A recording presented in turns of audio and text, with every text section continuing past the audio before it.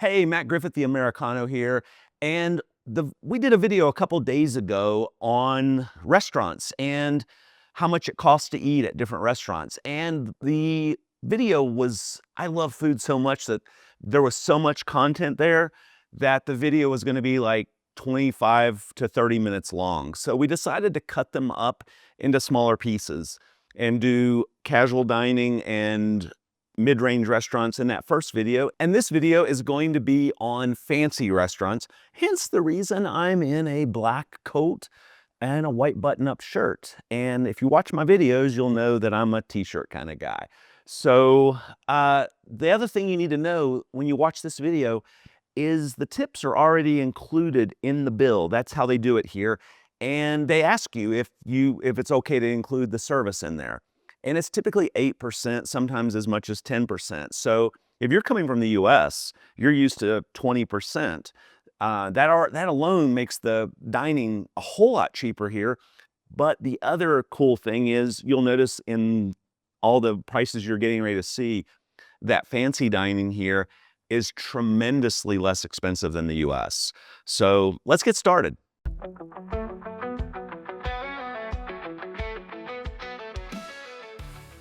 Okay, and if I'm honest, this is probably my favorite restaurant in Bogotá.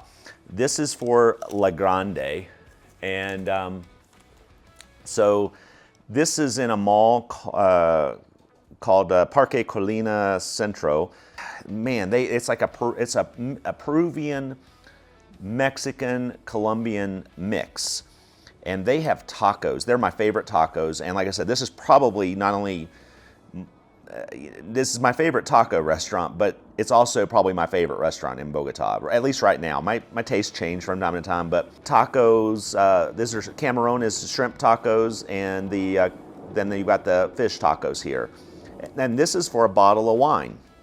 This is a Malbec from Argentina, 68,000 for an entire bottle of wine, and then 2 waters with gas. And you can see that the total here is 169,000 pesos. In addition to that, you can see this is an older receipt, and this one has a Chianti wine, a different wine.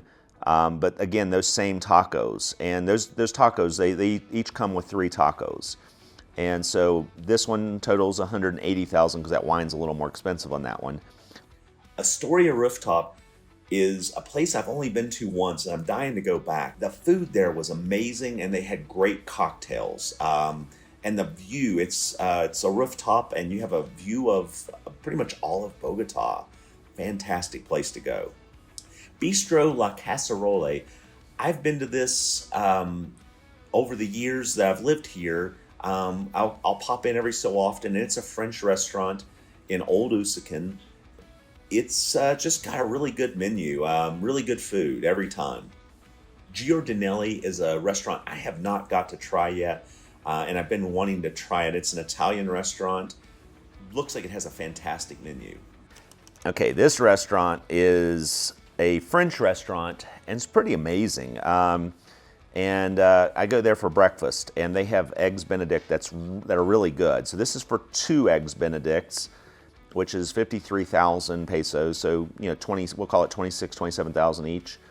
And this is for 2 spiced wines, and they have a sugar coating around the top. And same 57,000 for 2 of them.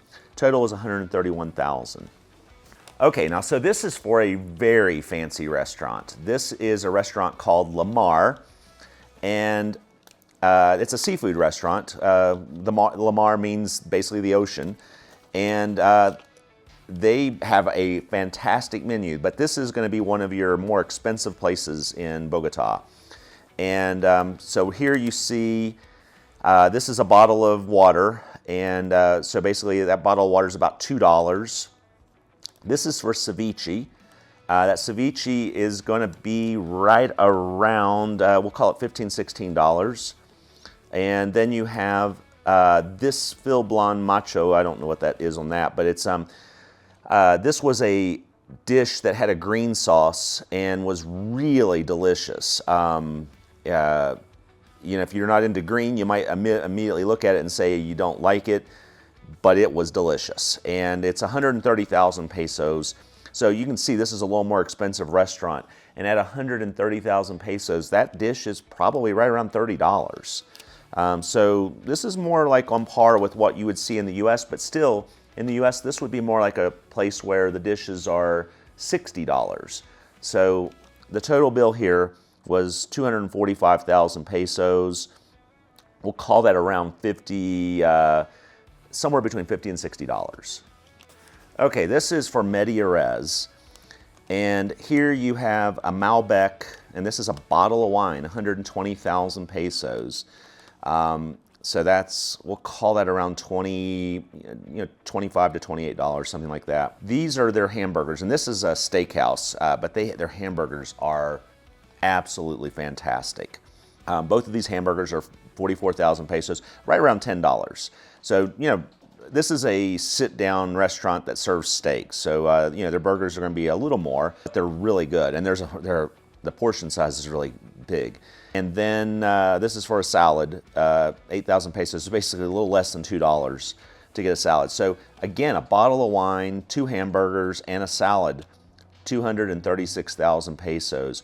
We're going to call this around, right around $60. Again, you couldn't get that in the US for that.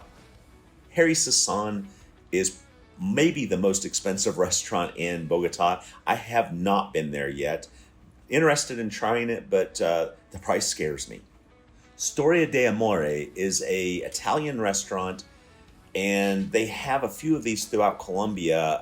There's 2 of them I've been to in Bogota. One in Santa Barbara, or actually Usaquén, where in the area I live in, and there's another one in Zona T. And I think I like the Zona T one better, but a fantastic restaurant. It's a little pricey.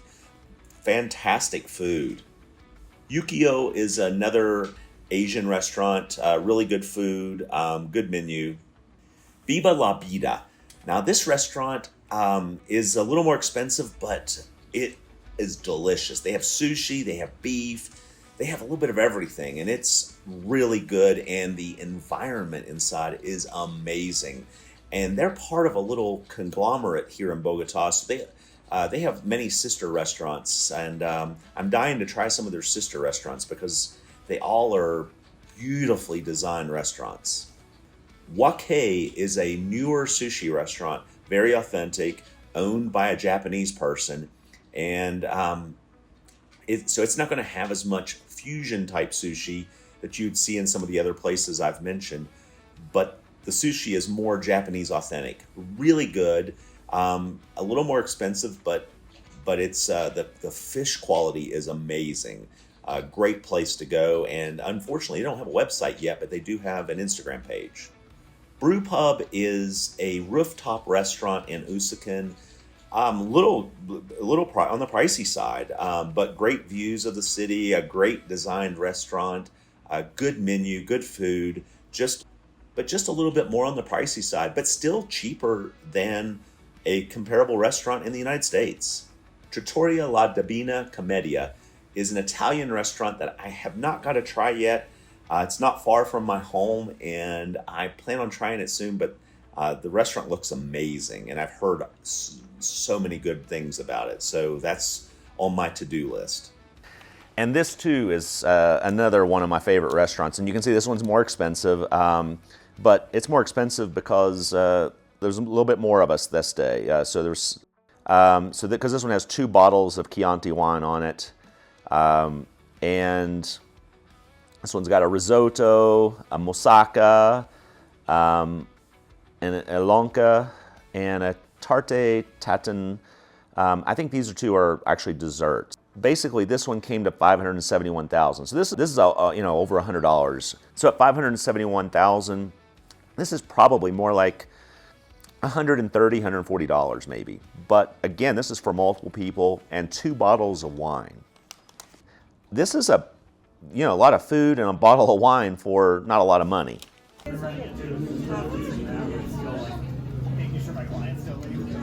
Creme brulee, prepared by Andres.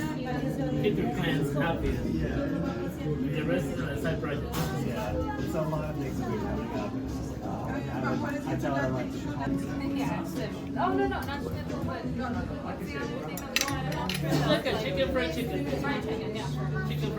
Kanawa is a Asian fusion restaurant and fantastic menu. It's a mix of different Asian foods from around the world, and they have fantastic sushi as well. And they are also a sister restaurant to Tet, which is a Vietnamese restaurant. They basically have the same menu for the most part. They may have a few differences, but both are priced about the same.